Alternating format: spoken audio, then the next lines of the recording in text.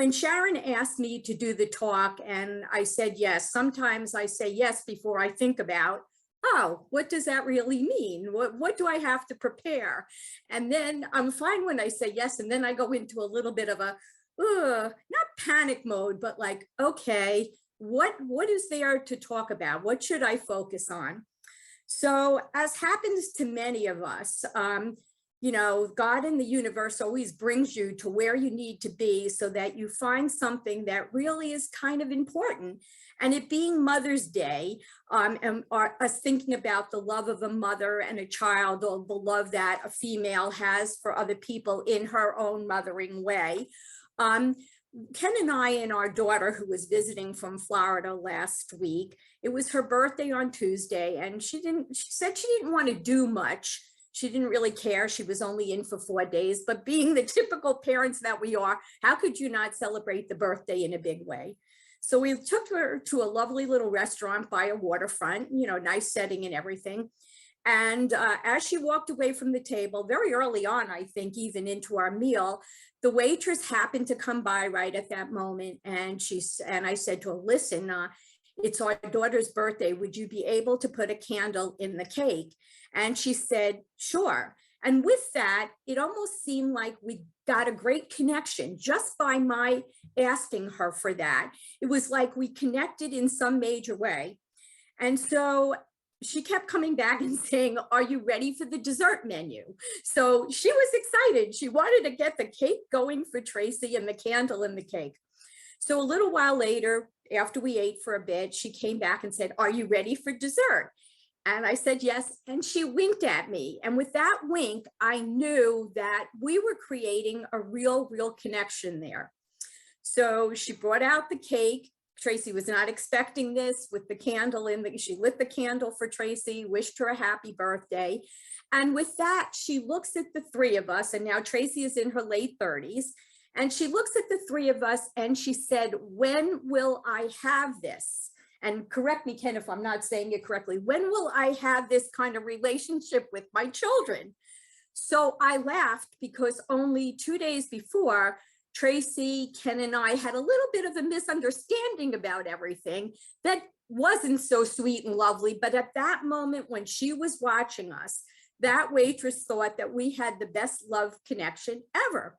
And we do, but not without issues or different, conflicts that go on. So anyway, needless to say, she opens up and she now tells us that she's divorced with 4 daughters that range from, I believe, 10 to 19. And I don't remember, I think it's like 10, 15, 16, 19. Oh my God, my heart went out to her, because I can't even comprehend what that must be like, being a single parent taking care of 4 girls. So anyway, she proceeds to tell us that they're in bits of conflict all the time, because the girls are girls, and now she's got mostly teenage girls. And she said it's just never easy. And there's always a bit of there's always ups and downs, but there's more conflict than she would like. And she just wants to know, when she considered a table with her daughters and just enjoy being with them, because she hasn't felt that yet. So at first, my giggly response was, they say around 21, they became decent human beings, and then you can enjoy them. And I said, but I think it's actually later, because this generation has progressed further. So with saying that and laughing, and the connection that I felt that the waitress and I made, and actually made with our whole family, she proceeds to tell us that what has been helping her in her life right now, with her divorce situation as well as raising her girls, is a book by Gary Chapman, who is a PhD, called The 5 Languages of Love. So now I see heads going up and down. So I love that. And you probably know more about this than I do, but immediately, being who I am, it's like, okay, I need to get this book and read about this and see if what I have been doing in 48 years of being married, in 42 years of being a parent, and 38 years of being a parent, what have I done that I could have done better in understanding these people and them understanding me? So in my older years, I love to learn. And if anybody knows me from when I was very, very younger, nobody would ever believe that learning was something that I really enjoyed, because I just kind of was an average student and, you know, just enjoyed being whatever without the full concentration of, oh, I got to be the best student in the world. Well, in reading this book, it had really opened my eyes to the fact that we all have certain things within us that need answering. And the way this gentleman explains it is we all have what's called a love tank. And unless people learn what your 5 languages of love are, and I'm going to read them to you now, there's acts of service, gifts, physical touch, quality time, and words of affirmation. So you may have many, but more than likely you have one primary one, which is what kind of leads you through your life. And a lot of times, if that's not met, then you feel this emptiness because your love tank isn't getting filled. And that doesn't mean that it's always like that. It means like it could be where you're not getting that for a period of time, or with age it's changed, but it's the fact that what we need is not being fulfilled. So in reading it, I was really like, you know, I wish that this was a handbook that was handed out before we get married, before we have children, before we make good friends with people, before we get into our work situations, because let's face it, it doesn't have to just be a marriage where we're not filling the tank. It can be any relationship that we have, where if we knew that person better, we would understand why they act or react the way they do. And there were times in reading this book that I felt, you know, like elated that, wow, I'm learning something new that maybe this will help me in the future. I can't go back, but I can go forward. Or the fact of, you know, looking at it and saying to myself, in sadness at some points, I just wish I had known. I just wish I had known. So it kind of became where, poor Ken, you know, when I read these things, you think I could keep it to myself because it's my learning experience, but poor Ken had to sit at the table or in the lanai or in the living room for probably about good 4 or 5 days now, listening to every concept that I came up about, you know, how we fill our love tanks. And it wasn't him criticizing him for not filling my love tanks. It was observations like, oh my goodness, if we had maybe done this, if I understood this. So finally, I'm going to say it jokingly, he said to me, will you do me a favor? And I was reading this on my iPad. Would you please highlight the best parts and I'll go back and read it? And he said, instead of you, give me a wordplay of the whole book. So that's what I did. But in saying that, I realized how many times I have been with friends, and I'm going to do everybody, but I'm going to start with friends. How many times I've been with friends, have I understood what they needed at that point to fill their love tank? Was it act of service to them? Was it just quality time with them? You know, what was it that they needed? When I've been with my own spouse, have I answered what his need was as far as filling his love tank? And it really made me think, wow, we really think we know people, but we don't honestly know them unless they share their heart or their words. But being more of a talker, in fact, in the book, they refer to 2 types of people. Now you're going to get a big kick out of this. There is the babbling brook, who would be me. Okay, I'm definitely the babbling brook. And they refer to the Dead Sea. Now, we're not putting stereotypes on people, but Ken would be the Dead Sea. The Dead Sea meaning that they are okay with hearing and being a part of things, but they don't need everything to be shared, and they don't need to share everything. And they're perfectly content with a little bit of what goes on. The babbling brook, which would be me, needs to share every aspect of my life with everybody, whether they want to listen or not. And then the way they describe the babbling brook, if we finish telling everybody else, we'll find somebody else to call so we can tell them our thoughts. So it was very interesting to find out the different types of people and the different relationships within your own families and your friends, and come to the conclusions that you need to. In one instance, I'm going to give you just one of the stories that I thought was really amazing. This one young man was seeking counseling from this Gary Chapman after seeing a lecture of his, and he said, "Doctor, I have been a fool in my marriage. I have been an absolute fool." And the doctor says to him, "Why would you say that about yourself?" He says, "No, I have been, and I have such regrets out of being a fool."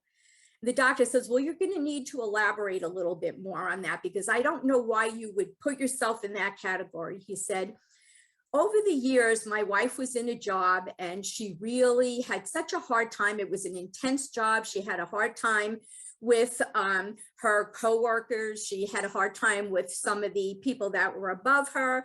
She didn't always love the work, and she would come home and she would tell me these things, and I would constantly give her advice, which is typical of most men.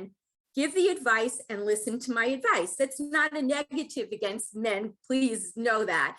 It's an observation of how men versus females operate. So he said, so I would constantly give her advice, and then she'd go back to work and she'd come home and complain again. And he'd say, "Did you take my advice?" And she said, "No." And he'd say, "Well, I don't want to hear it anymore. If you're not going to take my advice and nip this in the bud, I don't want to listen to you keep complaining." And this happened quite a few times, but she never kind of left the job, because I guess it paid well. It was part of what she knew, but she would come home and she would just be distraught. Finally, the marriage does come to an end. And he says, "I didn't realize until it came to an end that she really didn't want me to give advice. She didn't want me to figure it out for her. All she wanted me to do was to be with her, to listen to her, and to give her the quality time and the affirmations that would make her feel better. So in truth, I am the fool that didn't know and let my marriage end." And okay, so that's a lesson. That's one lesson. Then there's another lesson about a wife. Gosh, it sounded like me, could you do this? Could you do that? Could you do this? And not giving the guy a chance to breathe. And in truth, this gentleman never, well, that's not talking about you, Ken, but the gentleman just got to the point where he didn't want to listen all the time to her complaining about this, and this, because what he wanted was for her to give him affirmations that the job he was doing, the work he was doing, provided well for her and for the family. So her lesson was that her approach, if she had filled his love tank with affirmations instead of with ridiculing or condemnation, if you want to say it, then their meeting of the minds would have been better. So I guess this for me was a real learning experience, because we all communicate differently. And sometimes we're not paying attention to really what each other's needs are. I had never heard of the love tank. I didn't know what the love tank was until this. And now that I look at it, I understand. So after reading the one about marriages and applying it to friends and to other relatives, I realized how with our children, had we had known some of this sooner, maybe they would have been a little bit easier to get along with or to have experiences with. And the therapist goes on to say, the first obvious language, love language that a child has is touch. So before they can know your words, before you can explain to them different things or whatever, you're holding them and you're hugging them is their first love language. If they don't get that, then going on to the next areas of how you're going to communicate with them is more difficult. So it went on to explain that different child love languages. And I realized with my own children how, and this is just now reflections and laughter. Greg's love language, and Greg is our oldest son, was acts of kindness, or acts, I should say, acts of service. Because whenever Ken and I were out and we were raking the leaves, or we were shoveling the snow, or even Ken was cleaning the pool, Greg would be right out there from a young age, right along with Ken and I doing it, which in his way was saying, I love you. This is how I'm showing you my love. And this is what, what I need from you. Where Tracy, you'd say, Tracy, put on your snowsuit and come out and shovel the snow. Tracy would wait for about 2 hours and then roll out the door and say, I'm cold, I'm going in. But Tracy was always the best little gift giver of anybody I've ever known from the time she was a child. She would have Ken take her to the drugstore. She would buy me a little gift. That was her way of communicating love.